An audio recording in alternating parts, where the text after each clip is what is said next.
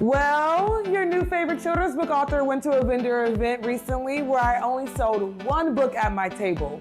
But what I gained while I was at the event was way bigger than sales.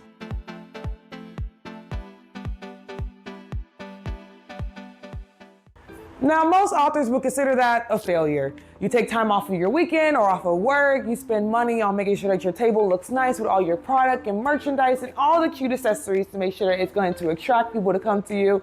And at the end of the day, after spending 5+ hours at a venue, you only sell one book? But then again, I'm not like most authors. Now, those of you who are not new to this but true to this know that I already have a few videos on my channel talking about how to pack for a vendor event and how to make sure that you're attracting people to come to your vending table. Because I'm no stranger to doing this vending thing.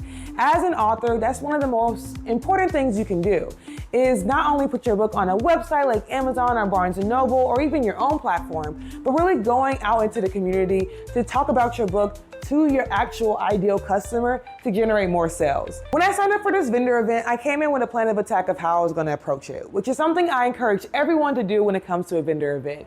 Not only do you want to strategically pick which vendor events are going to be the best for you to generate sales and to meet your ideal customer where they are, but you also need to be realistic about how many books you think you can sell at that vendor event. I usually think about things like how many other vendors are going to be there, how many other vendors are going to be there who are also selling books, but how many of those people selling books are specifically selling children's books.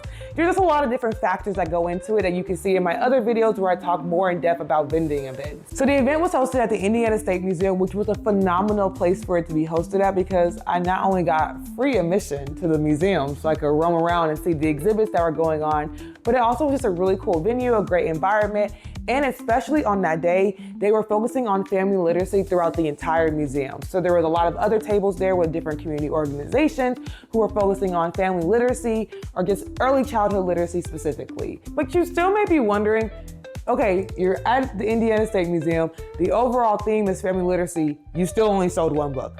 Trust me, I'm getting there. Number one, I knew coming into that event as a vendor that there was a very low,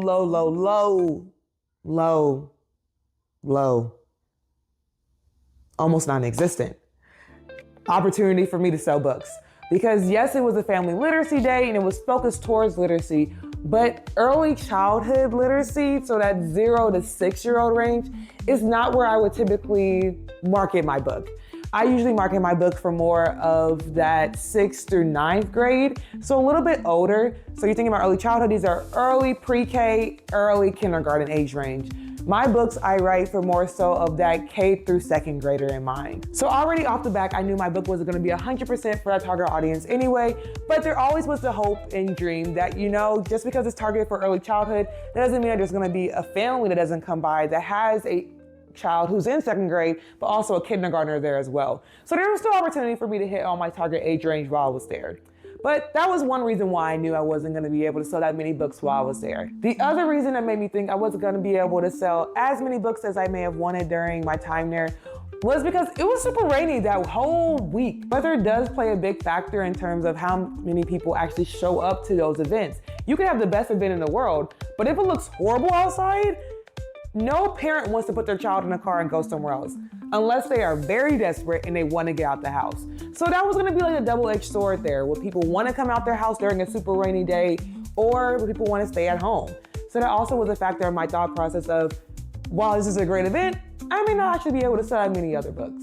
But the last reason why I knew I probably wasn't gonna be able to sell that many books at the event was because they were giving away free books at the event, which I'm not mad at all because I also got free books as well. I don't actually have them around me right now, but I got City Shapes, which I don't know who wrote it off the top of my head. I think it's Brian Collier. I know Brian Collier did the illustrations and that's why I wanted it because I recognized his illustration style. And I also got the book from the desk of Zoe Washington, which is also a phenomenal book. Can't remember the author's name of that book either. So even me, I was getting free books happily and excitedly at the event. And so I knew going in that they were gonna be giving away a lot of free books. And so of course, I thought to myself, what parent or guardian is going to take their child in a rainy day to a museum where they're giving away free books and then buy another book? Even if it is the exact book that they want. The percentage of me being able to make a sale was probably, I would put it at less than 5%. The fact that I was able to sell one, I consider that a success. Not only do I consider that a success, but something else I really wanted to do while I was at that vendor event, well, really two things I wanted to do.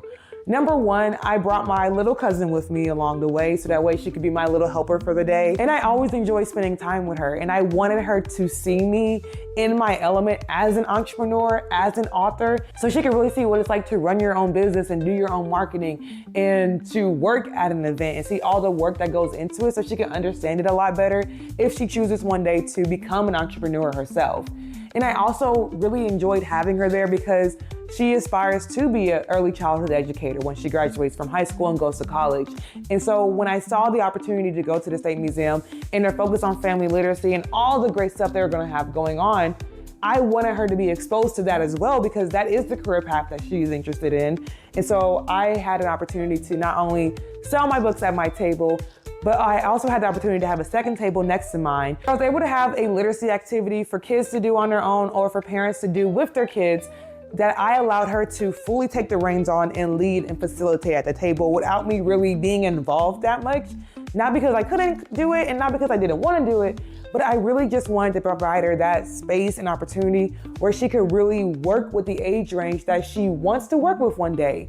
And I even let her go walk around the museum to see just all the other activities that were going on so that way she could pick up on different skills or activities or worksheets that she could use once she graduates in her own early childhood classroom as well.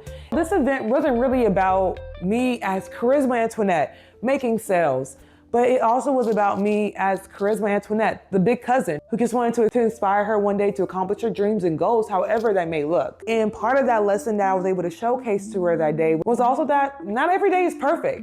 You come in with a big goal and a big idea about what you want to do, but you may have to adjust and change based on what's going on around you or the simple mistakes that you make. I mean, I did a whole read aloud too during that day, which was really fun and exciting. And I set up my camera like I have it set up now talking to you.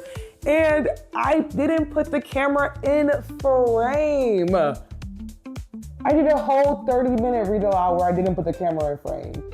And so we were even able to talk about that, right? Having good intentions, having all the plans and the intention there, and then some of the small mistakes that are made, but also it's important to talk about how do you pivot and figure it out. It was just such a good time to be able to instill that in her and have an open conversation about entrepreneurship, being your own boss. But it was really important for me to show to her, how do you keep showing up when things aren't pretty, when things aren't perfect?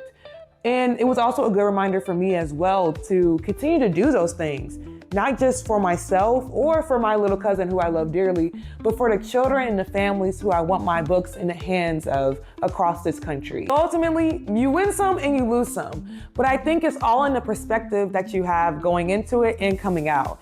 I knew from doing my preparation and doing my homework for this vendor event that it was very unlikely that I was going to be able to sell a book at all at the event. But I was so grateful to be there so that I could explore the museum, spend time with my cousin and really just teach her about business and entrepreneurship and give her that opportunity to work on her own teaching craft. But also, it was just fun to continue to show up when things weren't pretty and perfect because that's part of the work, especially when you're a self-published author, doing things that you may not want to do or doing things that may not be the beautiful, picturesque things that you see other authors doing, but they're all part of the journey of being an author and getting your book out there to the families that need it the most. Now, if you're in the process of getting ready for a vendor event, I encourage you to look at my video on my page about how to pack for a vendor event as an author. So that way you can know exactly what you need to be successful throughout your whole time there.